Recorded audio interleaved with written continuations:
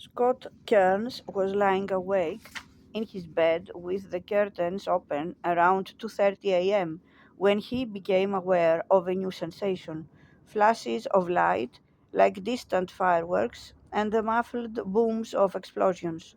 He rose, looked out the window, and saw what seemed to him to be a full-blown artillery barrage. The firing was coming from the hills just to the north, and the projectiles, bright streaks against the black sky, were arcing over central Damascus and landing a few miles to the east. There were at least a dozen explosions in an attack that seemed to go on for more than an hour. A long pause followed, and then a shift in direction, with the tracers passing over the hotel toward the southwest. Someone in the city's suburbs was getting pounded, Kearns thought. By the time the firing ended, it was nearly dawn, and Kearns could see black smoke in the direction of the Ghouta suburbs to the east, no more than 5 miles away. As the light grew stronger, he noticed something odd about the smoke plumes. Instead of rising, they were flat and low to the ground. Something about the strange smoke compelled him to take a photograph. Others in the UN party had also been awakened by the attack or by text alerts that began firing off as the sun rose. Team leader Ake Selstrom rolled out of bed early and instinctively tuned his television to a cable news station. A habitual exerciser when on the road, he had just started his morning routine of sit ups and push ups when something on the television brought him to a dead stop. There was major breaking news coming out of Damascus, this same Damascus, about a horrendous attack with massive numbers of casualties somewhere in the capital's outskirts. The images that flickered across Selstrom's screen in the moments that followed were almost beyond comprehension. There were dozens and dozens of victims lying dead in rows on the floor. Many of the victims were children and toddlers, some of them still in their pajamas. Curiously, none had visible injuries or wounds, but nearly all were soaking wet, as though they had been doused with water. In repose, they looked like drowning victims pulled from a capsized passenger ship. Far worse were the images of the injured. These lay on a floor as well, as rescue workers frantically poured water on their faces, the only treatment that seemed to be available to them. The camera zoomed in on a tiny girl who lay gasping softly, like a fish, unable to breathe and too far gone to struggle, while a man gently dabbed at a clot of foam that had formed over her mouth and nose. Near her, a boy of perhaps 7 or 8 was twitching violently, his small arms flailing as though trying to beat back an invisible foe.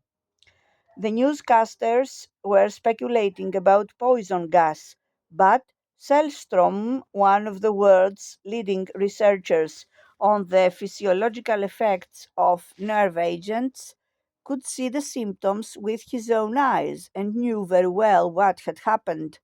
Someone had launched a major chemical weapons attack on the Ghouta suburbs.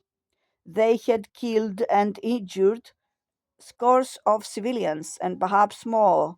Indeed, the toll would prove to be staggeringly large, at least 1,400 dead, including more than 400 children.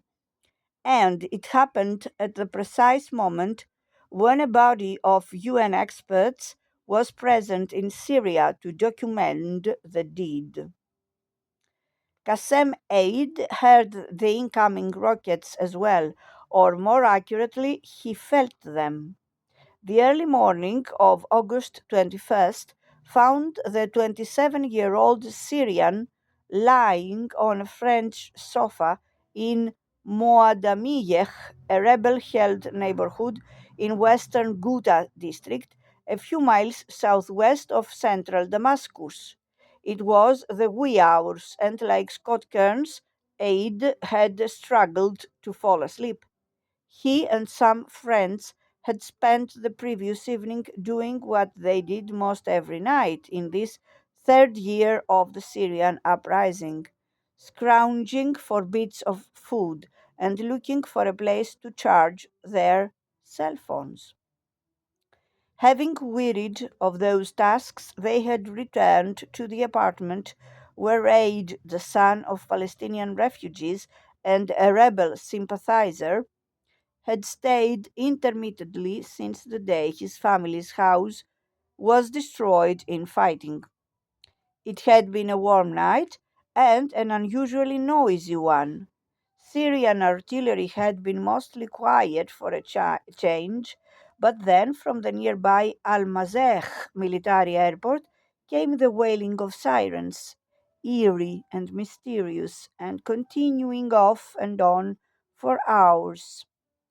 Aid peered from an open window onto the darkened street below, but saw nothing. He lay down again. It was too hot to sleep. At just after 5 a.m., a new sound entered his consciousness. It was a loud whooshing, like that of an artillery rocket passing overhead. But there was no explosion. Instead, from nearby came a loud thud and a jarring sensation, as though someone had dropped a sandbag from a high window just outside the building. Then there was a second thud and a third. Aid lay quietly for a moment, thinking that the Syrians had perhaps acquired some Dad rockets. All at once he became aware of a burning sensation, a stinging in his eyes that quickly moved to his throat. He leaped up from the couch. "Wake up!" he screamed to the sleeping household. "It's a chemical attack." Three of Aid's friends were asleep in the apartment, and within seconds the four young men were staggering around the living room, coughing and gasping for air. Aid splashed water on his face and struggled to find his clothes. His chest felt as though someone had grabbed him from behind and was squeezing the life out of him. Somehow he was breathing. There was a sudden pounding at the front door. On the other side was a young mother Aid recognized from the building, carrying her two children, ages 6 and 4, under her arms. Both were unconscious and drooling a kind of white froth. "Help, please, they're dying," she said. The men grabbed the children and started down the apartment building's staircase, with the mother trailing behind them. Reaching the ground level, they stumbled out onto the street and into a scene of unimaginable horror. Dozens of gas victims, men, women, and children, sprawled on the concrete in the dim light. Some writhed in agony, others lay still, apparently dead. Nearby apartment buildings disgorged still more victims, along with knots of screaming, wailing survivors. Aid was struck by the preponderance of the very young among the dead and dying. Then he realized why. In war ravaged Moadamiyeh, most families had adopted the practice of bunking the mothers and children in basement apartments, which offered more protection from artillery and aerial bombs. But poison gas is heavier than air, and so the greatest numbers of casualties would naturally occur on the lowest floors. The men behind the attack would certainly have grasped that fact as well. For a long moment, Aide stood and watched, unsure of what to do. Then he noticed a small figure on the ground, a few dozen yards away, separated from the other victims.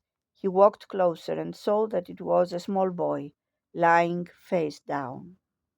He rolled the child onto his back and looked into a pair of brown eyes that would haunt him for the rest of his life. Years later, he would struggle to describe the desperation he felt at that moment. The sight of his face made me forget every horror I had seen in the past 3 years, he wrote in a memoir about his experiences in Syria. All I could focus on was the innocent face of this boy, stained with grotesque shades of red, yellow, and blue. His eyes returned an empty, glassy stare. The child was still alive, though his labored breathing made an awful rasping sound. Aide stripped off the boy's shirt and began massaging his chest to keep him breathing. Without pausing to think of the risk, he pressed his mouth against the boy's froth covered face and tried to force a few breaths of air into his lungs. He then scooped up the youth and ran to jump onto a truck that was headed for a local hospital.